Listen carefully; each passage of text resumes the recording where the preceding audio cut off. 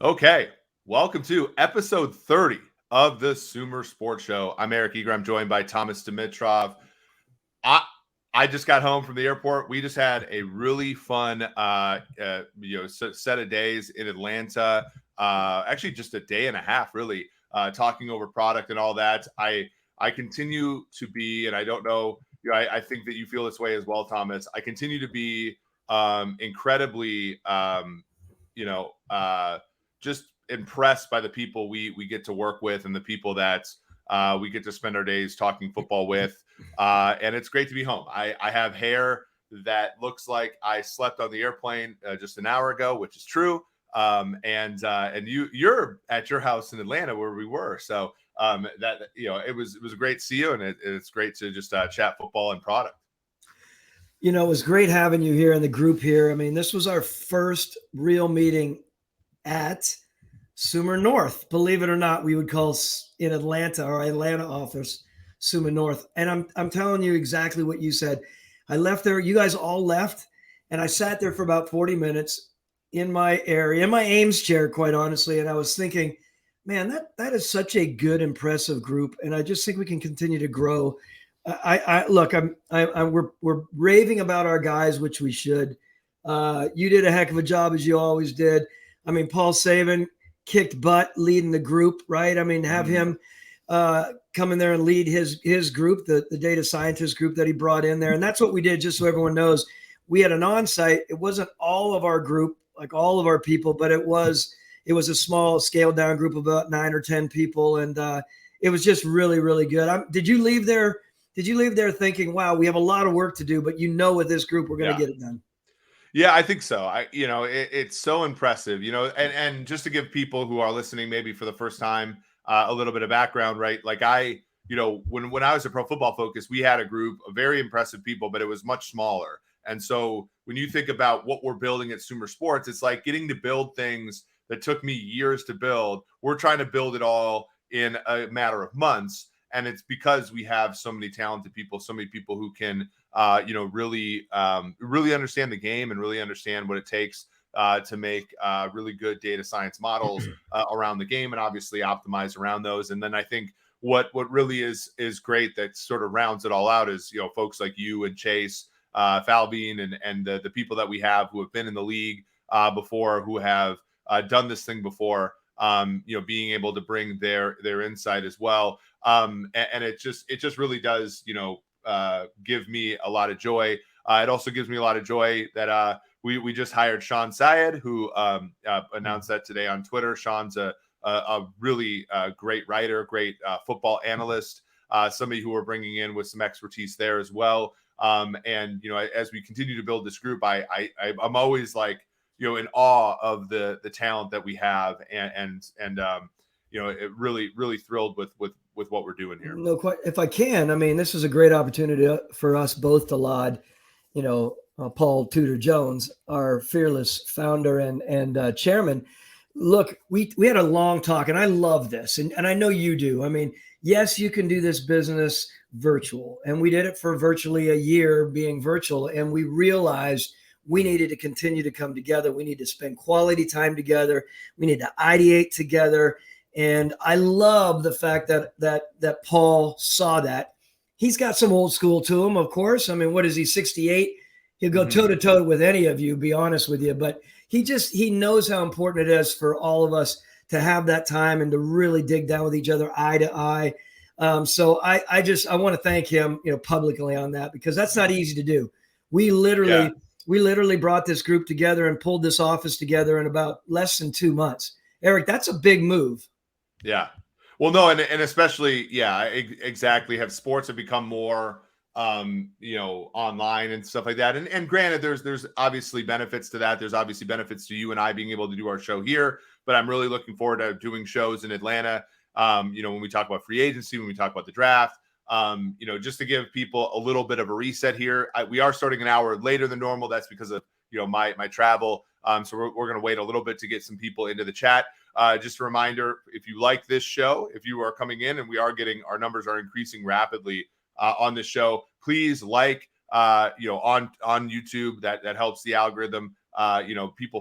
more people find us. If you're listening to us on a podcast, Apple Podcasts, Spotify, please leave a review. And we're gonna read off a question that somebody had from a review or earlier. And again, we do our shows Monday where we go over one position a week. Next week it's going to be running backs. This past week it was tight ends, and then on Wednesday we sort of do a general overview of the league and that kind of thing. So that's going to be what we do today, Thomas. And I there's so many things that have happened in the league today or this week. What I want to bring attention to, because this wasn't really a quarterback that you ever thought of drafting or ever thought of acquiring, because you had Matt Ryan, but this is a guy that you certainly played against and has been let go by the Las Vegas Raiders, Derek Carr, after 2014 to 2022, so 9 seasons with the team. He's been let go. He requested it. Well, he didn't request a trade. In fact, he denied all trade requests because he signed a contract last year that was a little bit lower money for him, and as a result, he didn't play as up to snuff necessarily in Josh McDaniel's scheme. And they wanted to trade him, but he has a no trade clause because of that lower contract. He refused to trade, and so now Vegas had to release him. They're going to look elsewhere at quarterback. Carr has a few suitors, but what do you think about him? Because it's so weird now where you look at this league where it's like rookie deal quarterbacks like Hurts, elite guys like Burrow, Mahomes, of course, Herbert, guys like that. Carr kind of is in no man's land, and it's going to be interesting to see where he ends up going. Well, first, make sure we do touch on that idea of, if he wasn't tradable, so to speak, right? Was $120 million? I mean, that was the last 3 years of his contract were going to be huge, right? I mean, I don't know if you want to comment on that at all, but go ahead. Yeah, they were easily. I mean, it wasn't the easiest thing in the world, but they could have. Trading him was okay. It was going to cost. They were going to have to be a restructure, and I think the Saints. Sure. It was weird that the Saints were interested because of how much they would have to move things around a little bit. But he was tradable. The way that they signed that deal, when they signed it last year, I was kind of like, you're kind of buying into a weird 10-7 season with an interim coach. And I always thought, John Gruden got the most out of Derek Carr for much of his career in Oakland and then Las Vegas. He's gone. Josh McDaniel's great, but Josh McDaniel kind of does better with the quarterbacks like Brady, of course. Like Carr's a little different than that. And so it didn't seem to me like a great move. But when you looked at the contract, it was just like a $5 million raise and an easy out for Vegas if they did not want to buy back into him. So in many ways, it was an okay move for Vegas last year to give him one more year. He struggles, you move on. You might draft a guy, at some point soon. But yeah, it was a weird one. I feel like he's going to entice a team that feels like they're a quarterback away, and it's going to be a disappointment. So I was leading in on the money because as I was looking at the contract and I was thinking about, what's gone down with these veteran quarterbacks that have all been good, right? I mean, look, our good friend Chris Ballard's not doing the veteran quarterback a whole bunch of favors. I say that tongue in cheek, of course. When teams are looking at what's been going on with these guys that still have some years left, it's complicated for that team to bring a veteran in, given their history, right? So obviously it depends on where he goes. I mean, might he go to Washington? Is that something that would be a consideration? I don't know. I mean, the Jets, my biggest concern right now with these guys is, watching what happened with Matt Ryan, of course, and what's happened with some of these, these guys that are established. Carolina, for instance. I mean, do you really think Carolina would really entertain this? I can't see it. I just can't see Mr. Tepper looking at this once again. They're in a spot, picking at 9 where they have a legit shot at getting one of those 3 or 4 quarterbacks that one's going to be there. And I think they want to build. It's the same. I just think there are some teams out there that really need young guys. We'll get in talking about, Shane Steichen and such and Indianapolis and where they're going. I can't, even though they're open-minded to veteran quarterbacks, there is no way. I just can't see it. I want to answer for Chris Ballard, but how do you bring in a veteran quarterback again?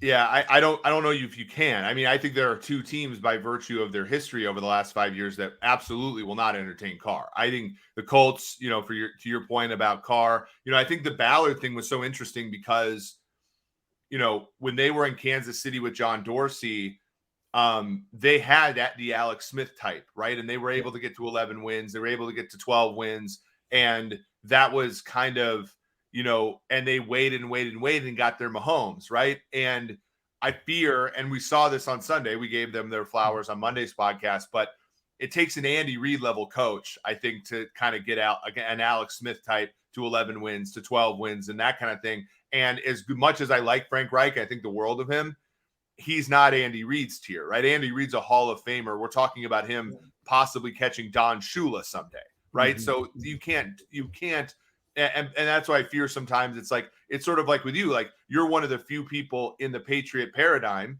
that had, various levels of success for everybody in that group, but you had the most success. And I felt like you talked about this on Radio Row. You deviated from Bill's principles at times because you knew that you're not Bill, right? You're different and you have to do things differently.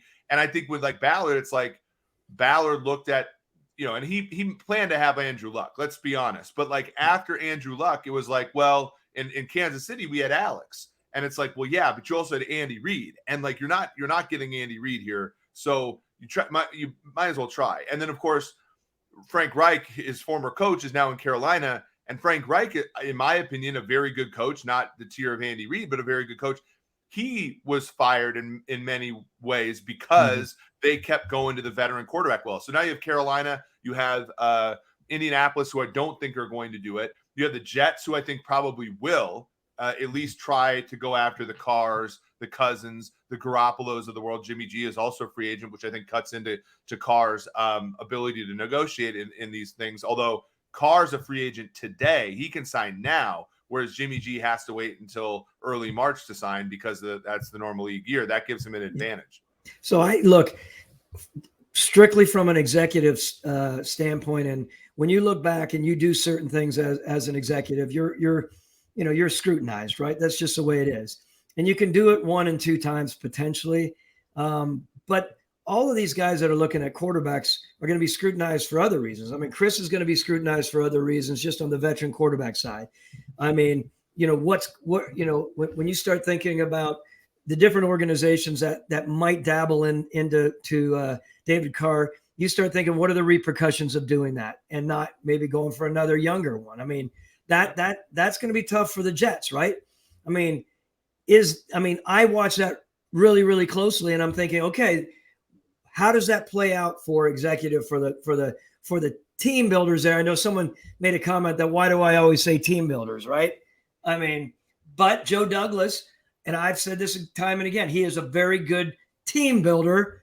Yeah. Who was it? Was that JT? Well, JT messaged me about that a little bit, and he was wondering why. But I don't know what the alternative would be. What would you call it? Like roster builder or something like that? I don't know. JT. JT needs to know whenever you're speaking that way, you speak that way because there's usually 2 people that are the team builders. If you don't mention the head coach, you don't say the GM because you don't want to come across as overshadowing the head coach. There are levels of politics in this league. Through and through. So, So this gets me to a really good question about the Jets, because when we talked about, you've been open on this show about, drafting edge players and how, some guys did okay at first, but some of them failed. And you kept going to the well, right? You took Takk McKinley in the first round after you took Vic Beasley in the first round, and so forth. The Jets are in a weird spot because they've consistently done the right, like what we would consider to be the right thing, which is to take a quarterback high, right? So they go Sanchez in 2009, right? And then I'm trying to think all the way through, and then it's Darnold, and then it's Wilson, and for the most part, those players have all failed. And I think it's natural to be like, well, I've continued to make, we as a franchise, and Douglas hasn't made all those decisions, but we as a franchise have continued to make this mistake. And we have to do something different. It's the same thing like when you fire an offensive coach, you bring in a defensive coach, whatever. And I worry about that because just because the rookie quarterbacks haven't worked out for the Jets doesn't mean that you should automatically turn to a guy like Carr. I feel like you're exactly right. That we run into all the time. No, I love it. And yet I put myself in Joe's spot and I'm thinking, you sit behind closed doors with your head coach and you feel stung, right? There's just something about it, especially the young guys that come in that you think we're going to make this guy's going to be the guy. That is a real want element. That's the only way I can describe it. Yeah. So to think we have a guy, we know what he is, back to Les Snead's F them picks. There's something they do know what David Carr is, and they probably know what he isn't. So maybe it does seem attractive coming out of someone that they thought was going to, shoot through the moon, and just didn't happen. So I'm just talking about from a human standpoint. The closer you get, I mean, that, we talk about getting scrutinized and be on the hot seat, man, that tunnel narrows. That tunnel narrows on the quarterback stuff. We got a comment here from what I can only imagine is another Chiefs fan saying, I'm going to miss Carr in the AFC West. I will too. But nonetheless, it's so interesting, right? Because you're absolutely right about the realities that folks like you face when you make decisions where, you're at the craps table and you continue to make the same move, and you're doing possibly the best, and all these quarterbacks are gambles, and we've all been at the tables and lost 3 hands in a row, 10 hands in a row, and it doesn't necessarily mean you should hit on a 17 against a 6. Like it just, you kind of, but then the problem is, and this is where I think, to plug our product at Sumer Sports, this is where we want to help facilitate these micro decisions, these good decisions. And I want, like we talk about helping people make the micro decisions so that the big decisions, there are fewer of them, or your big decision, the errors associated with them are smaller because all the smaller decisions are made in a more robust way. That's where we really want to help, right? Because I still believe that there's the human element to building a roster, and it's no more apparent than when you've whiffed on quarterbacks and you're a 7-3 team, as the Jets were a 7-4 team, and you lose the rest of your games because you can't play the position that's the most important, and you've built an otherwise great roster, right? Sauce Gardner was defensive rookie of the year. Garrett Wilson's offensive rookie of the year. Elijah Vera Tucker's a fabulous player. Mekhi Becton's solid, although he's been hurt of late. You have Breece Hall was a good running back in the draft. Like, you've built a great roster, and much like Chris Ballard in Indianapolis as well, and the quarterback position's letting you down. I understand the impulse to want to go and say, look, Derek Carr is not great, but I know he's good enough. And I fear that is always because the teams that are in this position, Thomas, are in that position because everything went well except for the quarterback. And then when you add the quarterback, you're trying to win last year's Super Bowl. Mm-hmm. But when you try to win this year's Super Bowl, like all those things that went well the previous year, they regress, right? Like you get an injury or you get a guy that plays poorly after playing great. And then everybody's like, well, Derek Carr wasn't good enough. It's like, well, no, Derek Carr was good enough to win last year, but you don't get that deck of cards again. You have a new deck of cards. And it's just so hard to sort of reason that way. Well, you hit it. And we talked about it other times when we talked about how GMs, and I feel very strongly about it, you are judged by your quarterback moves, your acquisitions, how you've developed, et cetera, et cetera. I don't need to repeat myself. And Joe Douglas is a very good personnel man, and he has built a really nice football team there. He knows that going down the stretch, however, this is vital. They have to get someone in there, not only can spin the ball, that can lead. Then I'm going to ask you a crazy question. Do you really go back for Joe? Does he go back to who he was comfortable with? How many years did he put in with Joe Flacco? Yeah, I mean, was that Baltimore when he was there? It was Baltimore, yeah. Sure. You see a guy like Joe. Joe wasn't great. Of course, I mean, I'm not taking anything away from him. Of course, he was what he was. And with the people there in Baltimore, they won a Super Bowl with him, right? Yeah. I mean, he did good things. All I'm saying, first of all, is he available? Is he? I don't even know. I think Joe's a free agent. I don't know if because he was their backup last year. I think he's probably over the hill. But to your point, like, what if you look at the current free agent, you look at quarterbacks that might be available, Geno Smith, like Kirk Cousins, guys like that certainly could play at the caliber Flacco did for the Ravens in 2012. And you think about, okay, and I think Carr can. I'm just saying, like, we've just seen this song and dance before. The Vikings, they get to the NFC title game.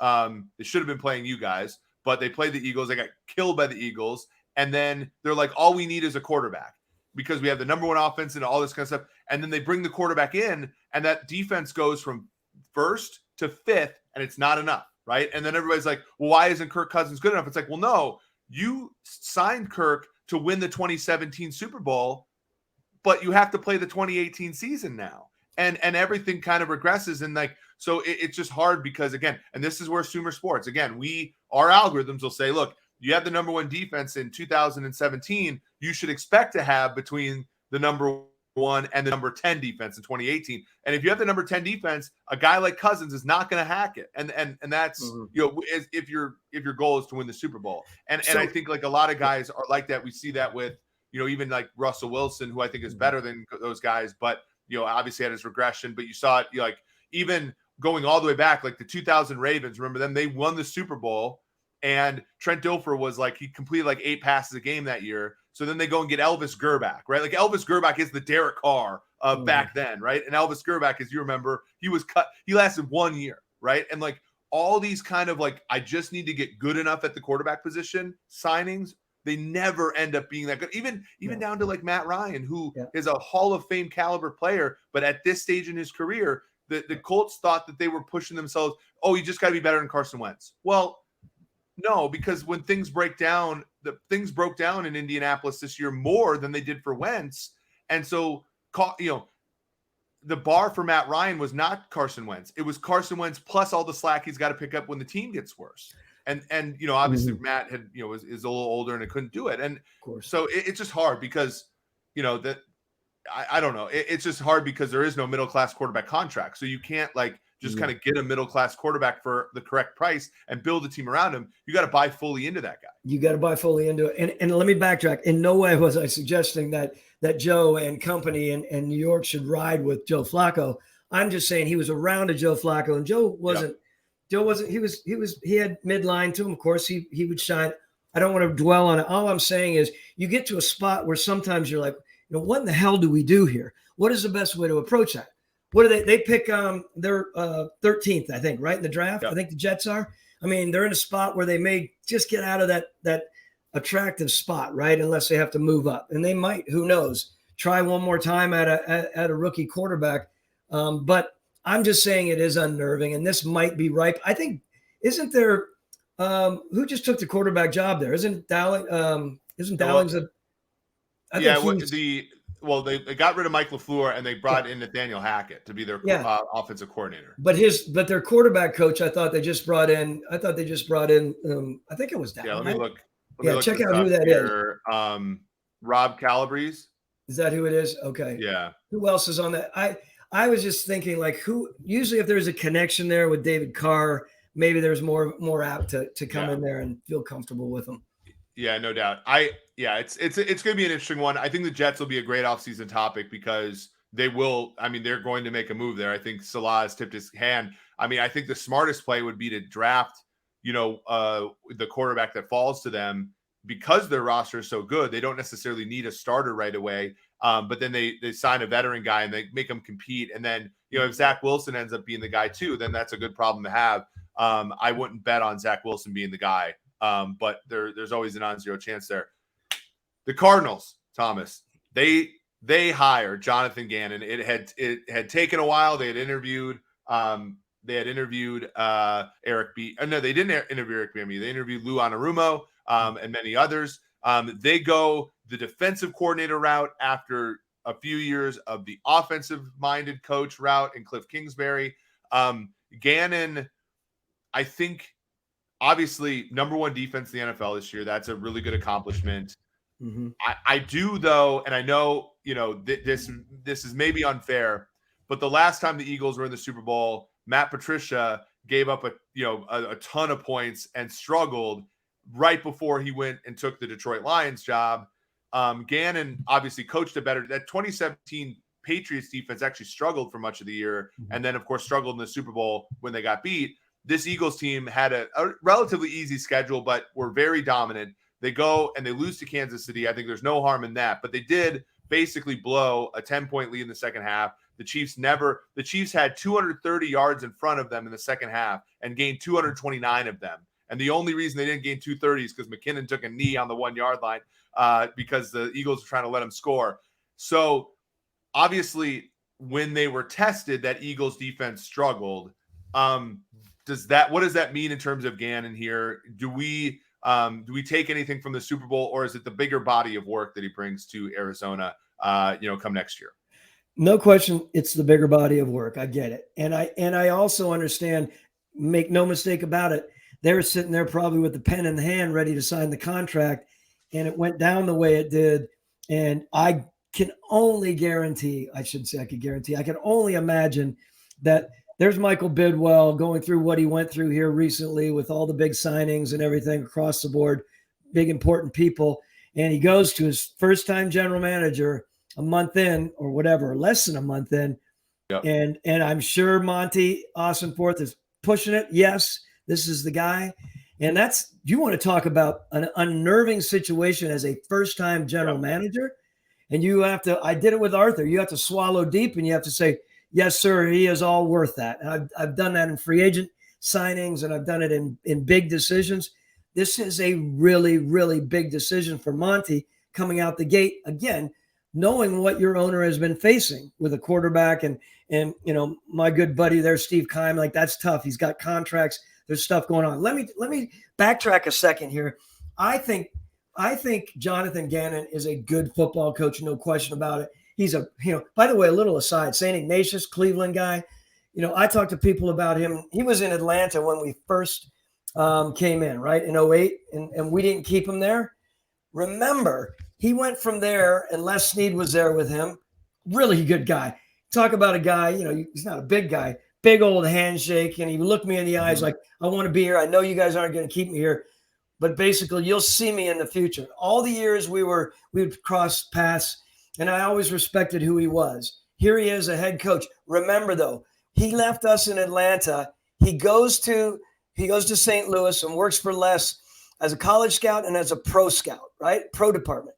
Think about this. I know this is a little bit off, but when you have a guy like Monty Ossenforth who knows how important it is to bring a guy in, that he can work with. I've told you guys time and time again, when you're a young GM or a first-time GM, you want to make sure you're not, I hate to say this or use this line, pissing up a tree with your relationship with your head coach. If you're at loggerheads out the gate, it is the worst place to be. I mean, we just talked. We were in the office today, and we're not going to name names, but we were talking about like a half a dozen situations where I asked you, like, what was the problem? They were like, head coach and GM didn't get along, right? Exactly. Like that, that kind of stuff happens. This is a situation where Monty at the core, a New England guy at the core, right?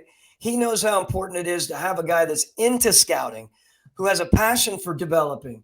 I think that played into it a great deal, because you don't have a coach coming in there who's just, we have guys like this in the league. They could be really good football coaches, and everyone should know this. But when it comes down to their evaluation prowess, it's a 4 or a 3, meaning it's subpar. As a GM, you do not, that's the last thing you want out the gate, is a subpar evaluator and developer. And Jonathan Gannon isn't that. There are other guys out there that are. Remember that. That's a really, really important part.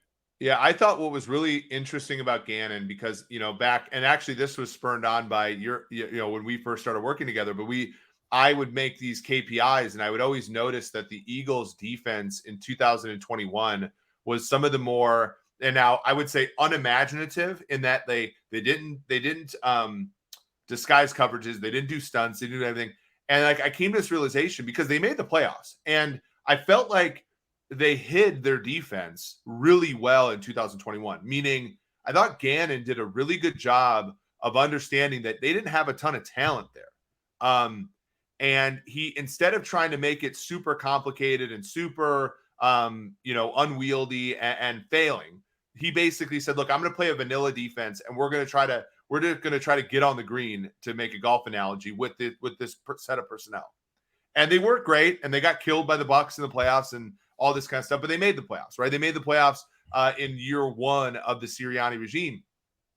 You fast forward to this year, and they get Hassan Reddick, they get Ndamukong Suh, they get the big tackle, Jordan Davis in the draft, they get Linval Joseph, they get James Bradbury, who I know had the hold, but had a really good season all year. They get Chauncey Gardner-Johnson in a trade. They get so-and-so.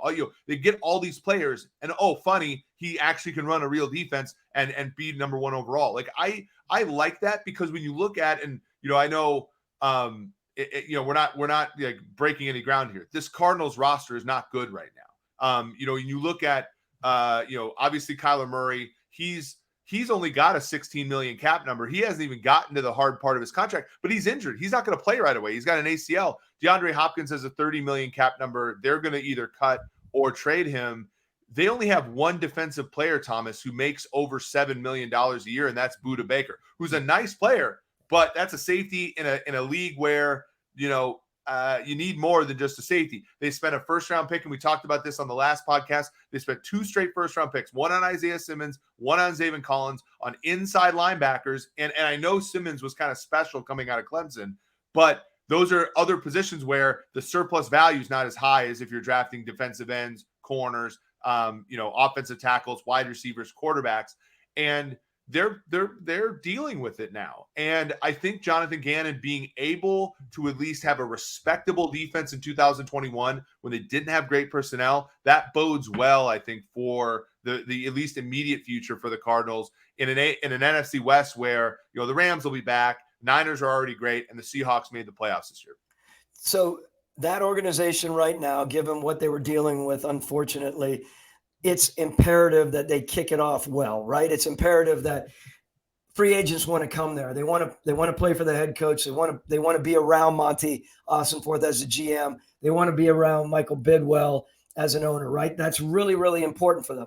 It's just a little unfortunate that last game sticks in people's minds, right? It's like it's a kickoff to something, but I do believe it's good. I believe it's great for Jonathan and Monty to kick it off with a little bit, just a slight bit of adversity to say, all right, let's do this together. It brings them closer. Monty's going to be very outspoken. I didn't watch his presser, but he's going to have to be very outspoken.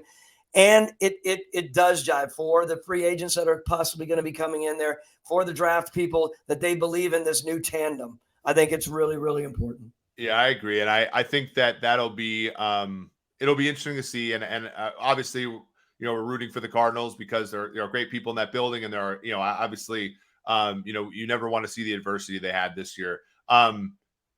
Colts, speaking of adversity, right? And speaking of good people in that building, John, George, by the way, John and George were instrumental in the coach search. It was really cool to see analytics guys getting the shout out for that.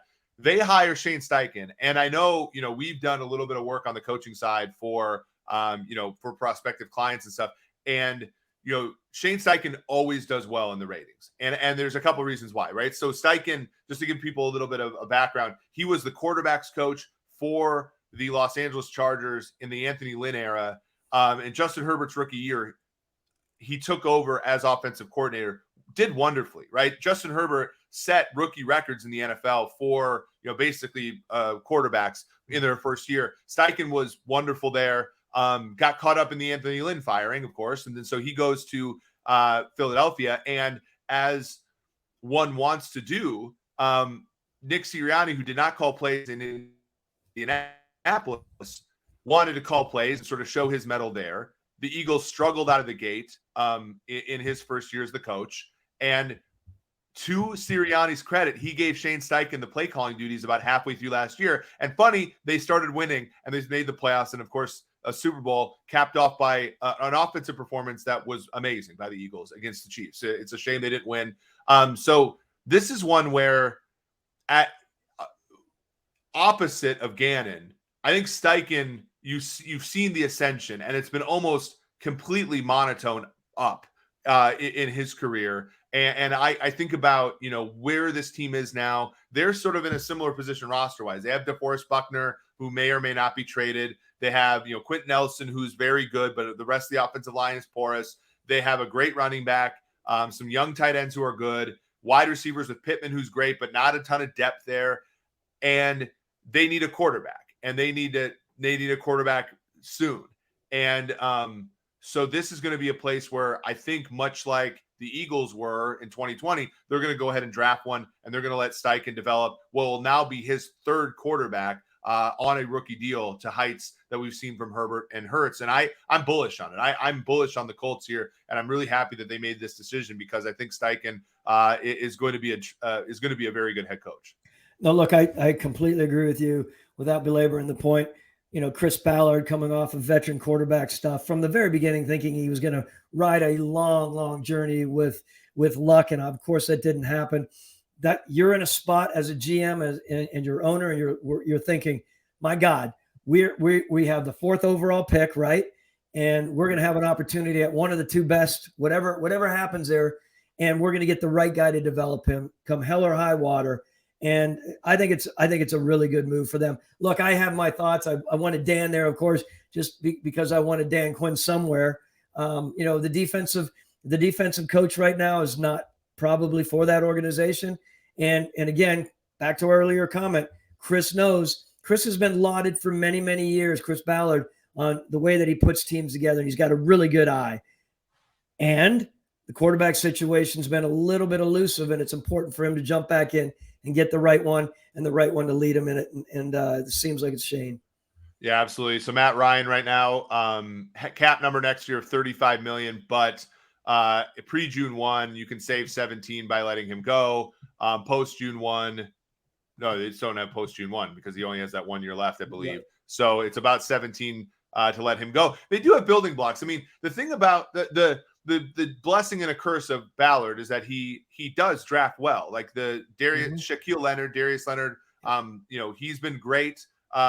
Nelson, and when you put it's kind of like the Jets. When you put some good non-quarterback players together, it can entice you to just try to get on the green from a quarterback perspective. When we've seen it blow up with them, Rivers was actually pretty damn good. That was a really tough AFC that year, so they only got the 7th seed, but they gave the Bills a run for the money in the playoffs. But since then, it's been Wentz, it's been Ryan, and it just really hasn't worked. But that he's not untalented as an evaluator, and their group I believe in a lot, and they're really good in game. I think Frank Reich does a really good job. Obviously, he his part of his coaching spawn was Sirianni, who coached a really good game the other day in terms of 4th downs and stuff like that. So I think they'll be okay there.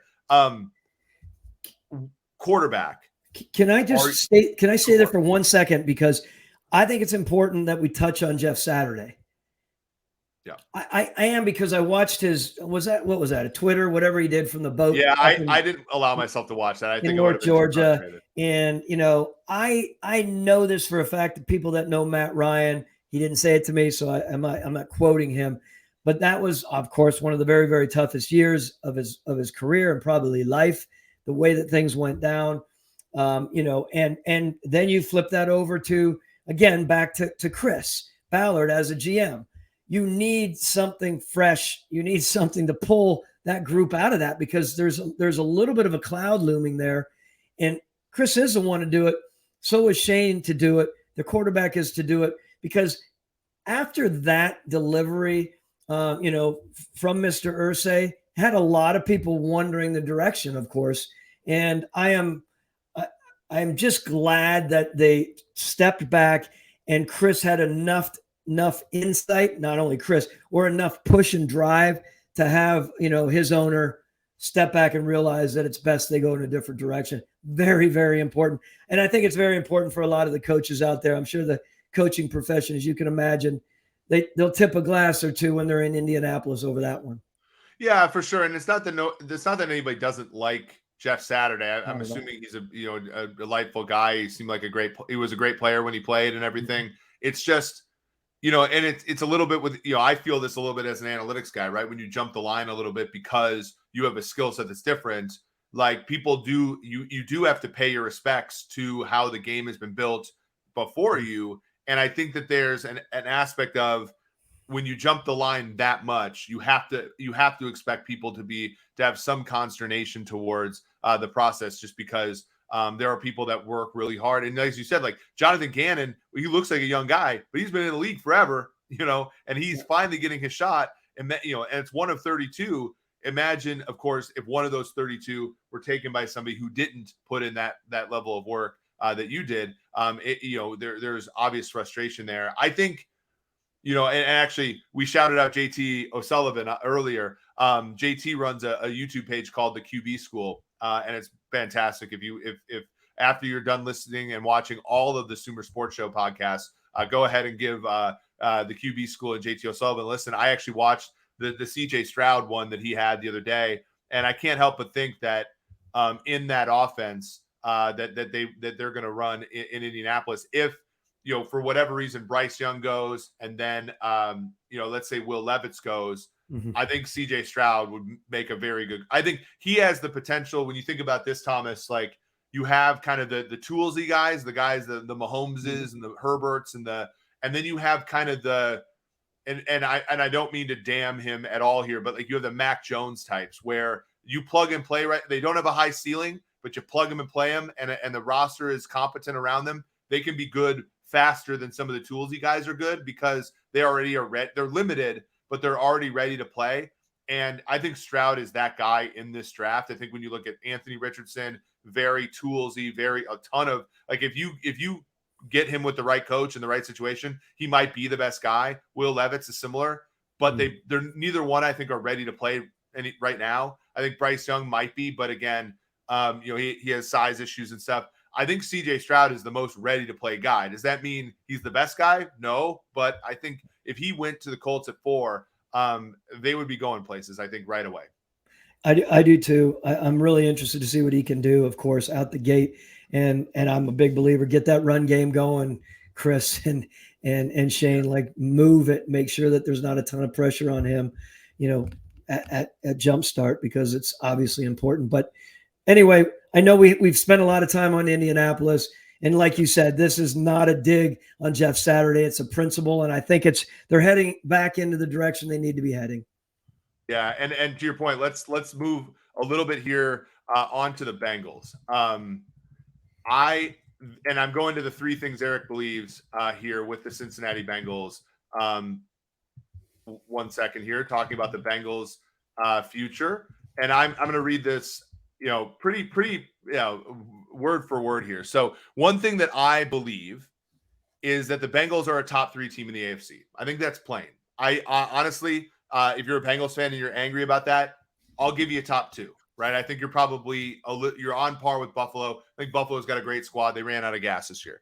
And you're probably a top 5 NFL team. You have a top 2 or 3 quarterback in the NFL. And so you have so much going for you. You made a Super Bowl last year, made 2 straight AFC title games. However, as we know, Joe Burrow is up for a contract extension this year, as is T. Higgins. T. Higgins would be the number 1 wide receiver on all but like 5 teams in the NFL, including his own. Jamar Chase is probably next year going to make $30 million APY. So you look at Burrow, $50 million APY, generally speaking. You look at Jamar Chase, which is going to be about $30 million APY at some point soon. And you look at T. Higgins, about $25 million APY. That's $105 million after you carry the 2. Let's say $240 million cap space.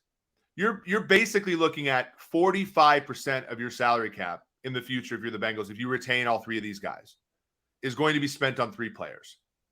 The way that the Bengals built this thing was on the back of those 3 players being cheap.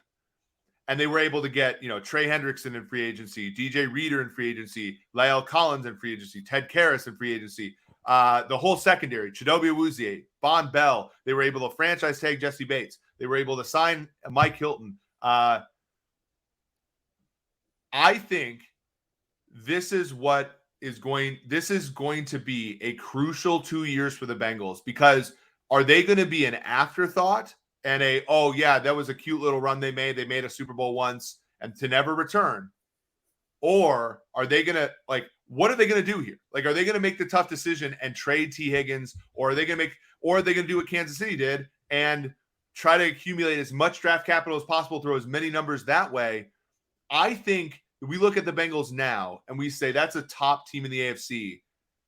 I think their job is only half done to be any good for the next 5 years. And that is scary. That's the weird, crazy thing about the NFL. The rookie contract windows are short. Okay, so just so I'm clear, before I get into my devil's advocate, you're saying that this is the year. I think this is a must-win year for the Bengals. Yes. Okay. So let me jump in knowing, and I get everything you're saying, and your foundation is strong, my mathematician guru. What I will add, however, is you're talking about Duke Tobin and company, right? You're talking about men that had grown up under his dad, who was one of the best personnel men in the world. They have an understanding that they can, again, evaluate anyone. They can put the pieces together. It was interesting that you named 3 offensive people, right? You named a quarterback, of course, and I buy it. You named 2 receivers, which is crazy, by the way. I am going to put myself in Duke's shoes and say, I care about one of the receivers, of course. Yeah, we can make it work. We can go back out there and find a really nice receiver, and we can pay less for him and be value driven at that position and continue to do what we're doing. In no way, I say this respectfully to you, do I think that organization has any element, given their personalities and knowing them, that they'd ever think this is a do or die season for them or must win. They think now's the time to be the best we can and pull from the depths of our knowledge of building and be creative with how we're going to do this. So I get you. 2 receivers. I think you said T. Higgins. Did you attach $25 million to him? I think T. Higgins is going to make $25 million would make $25 million on the open market. Yeah. APY. Mm-hmm. Wow. Isn't that's amazing? I mean, he's probably. I mean, so Justin Jefferson's probably going to make $30 million APY from the Vikings this year, and I think Higgins is not quite as good, but very good. And I also think that there's the Pippen to Jordan thing where, like, Chase is going to want 33 or so, and so he can't. Like, you watch that Chicago Bulls documentary, right, where like Pippen was tilting for like 10 years because he signed a crappy contract and Jordan was making all this money, and even though he knew he wasn't as good, he was like, I'm getting screwed here. I don't think Higgins is going to get screwed. My point, and I think you're right. I think it's crazy though, and there's a couple things I want to bring up. If they think it's a must-win season, right? Because if you do sign Burrow to the extension, you are still going to get 1 or 2 cheap years as you smooth out the 4th year of the rookie deal, the 5th year option year. You'll smooth that out a little bit, so he won't be making $50 million right away. So you're going to have that couple smooth years. Same thing with Chase, and same thing with Higgins. So you're good this year. You're still going to have some space. Do you do what the Bills did and go in and get a Von Miller type, right? Because the Von Miller type meant this is the 1 year. And who is the favorite for this to win the Super Bowl going into the regular season this year? Buffalo. It was Buffalo, right? And do you shove the chips in? And if Miller gets hurt, and God willing that we want all the great players to stay healthy, and Josh Allen hurts his elbow, he's not quite as good, and like that's where I get worried, because I don't think you can do that if you're Cincinnati. I think you got to keep running the course and trusting Duke and all that kind of stuff, trusting your coach who's been wonderful. The other element of it that's kind of bad, Lou Anarumo is going to get a head coach job at some point, right? So the guy that has built your great defense is also tenuous as far as, so you got Higgins who wants to be a number 1 somewhere, and you got Anarumo who wants to be a number 1 somewhere. That is why it's so hard, and that is why when you think about, and I go back to this Eagles against the Chiefs, when you have your players on rookie deals, you got to win them, because it just gets harder when everybody starts to like sort of graduate, right? Well, I do come back to the analogy of a bucket of water. You put your hand in it and pull it out. It all goes back together. And we think about that when we're general managers. And there's no question that Duke's thinking about everything you're talking about here. I know he's not by trade, or at least by name, the GM there, because that's a different organization. I will also say there's no better place to be than the Cincinnati Bengals as far as longevity for someone like Duke, Yeah. if it is all in. So probably the least organization thinking this is kind of win at all costs.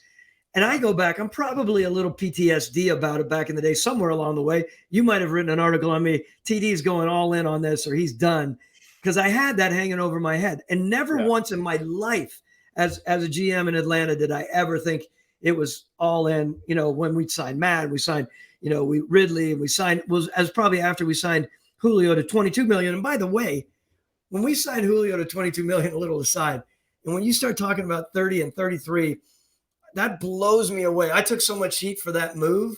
And just like Matt Ryan moving up to 30, right? I was like, within a couple months, someone shoots by him and it's all, you know, it's all just kind of the way it is. But I just want to say, I just find it a really interesting organization. And of all organizations out there, I don't think the pressure is on that team to win the way that maybe if he were to be dealing with another owner. Yeah, we got a great DM on the Sumer Sports account basically saying, hey, Eric, Thomas, we really love the show. Could you help explain the Mahomes contract? So I made a tweet that I said, look, I think if Burrow signs the Mahomes contract, it becomes easier. And it's interesting because not everybody is as well versed as contract stuff as you specifically, and then myself as well. Like the Mahomes contract is incredibly team friendly, but also player friendly. And this is my good friend Brant Tillis was the one that wrote this contract and really constructed it. And I think the Bills copied it a little bit, but this idea of rolling guarantees. So when Mahomes signed the 10-year, $470 million or $500 million contract, there was only $60 million guaranteed at signing, right? And this is one of the things like coding up these things at Sumer, I like come to appreciate even more in depth because it's so unique. But the crazy thing about Mahomes' deal is he has what's called rolling guarantees. So there's two instruments that they use that really help the team. There's roster bonuses embedded in there, and those roster bonuses only become the guaranteed money becomes guaranteed 2 years in advance every single time. So when you think about and this is like expected contracts work, I know of Spielberger and folks like the 2024 guarantees become guaranteed when he plays in 2022, right? So the player constantly has 2 years of fully or 3 years of fully guaranteed contracts. And that just continues to roll. So if the Chiefs were ever to move on from Mahomes, they would basically eat 2 or 3 years of just dead money and BS to get rid of him. So effectively speaking, the whole thing's guaranteed. But it's not with respect to, they gave him the 10-year deal. And if something were to happen to Mahomes, they would just have 3 really bad years and then they could move on. And so there's that. But there's also this, and it was really funny because I was at the contract negotiation competition with Nick Polk, your guy, formerly of the Falcons, and he was explaining to one of the competitors that like the roster bonus thing it gives you that freedom because to the player, a roster bonus and a signing bonus are the exact same thing, right? But you just get the money up front. And at the beginning of the deal, they're the exact same thing. They're money that you pay right at signing. But every single year, you get this really interesting dynamic of and this is what the Chiefs did this year. Mahomes had a $27 million roster bonus, and the previous years, they would convert it to a signing bonus and cut the cost in fifths and prorate it over 5 years so that they could afford what they want to do this year.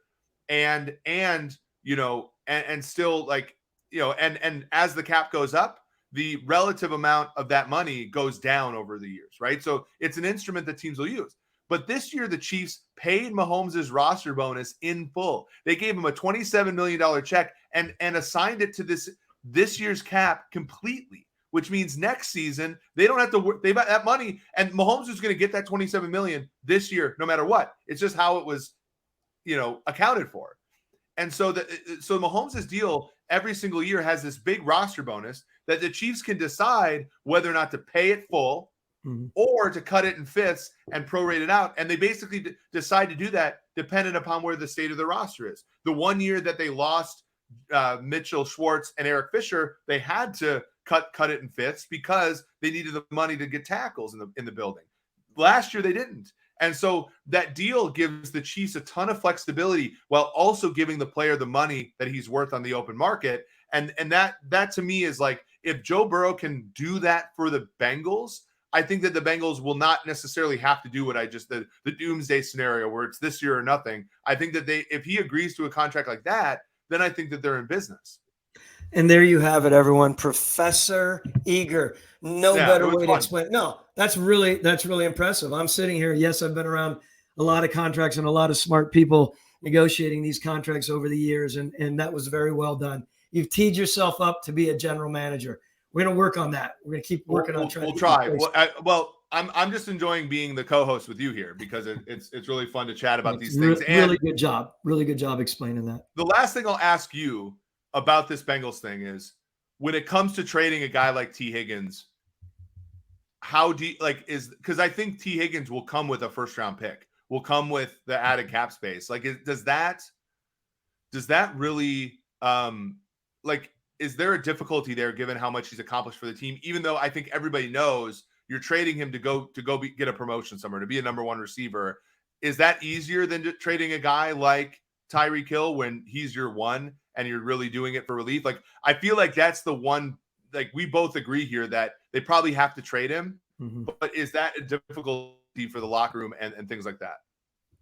No question, it's difficult. I don't know the inner workings of the locker room and how they perceive him. I do know, and we all know when Tyreek came out, I mean, he had stuff, right? He had stuff that he was dealing with. And I'm sure it was a lot easier for them to make that move. I don't want to get into the Chiefs' decisions on that. This is complicated for the Bengals for sure. But back to our earlier conversation, they know that it's a little bit of a luxury to have two legit receivers at a 1 and 2, and not, I mean, you can have a 1 and 2, but 1 and 2 making that much money, you're exactly right. I think it tees up very well. Did I just say that? Yeah, I was going to say it tees up very well. Sorry.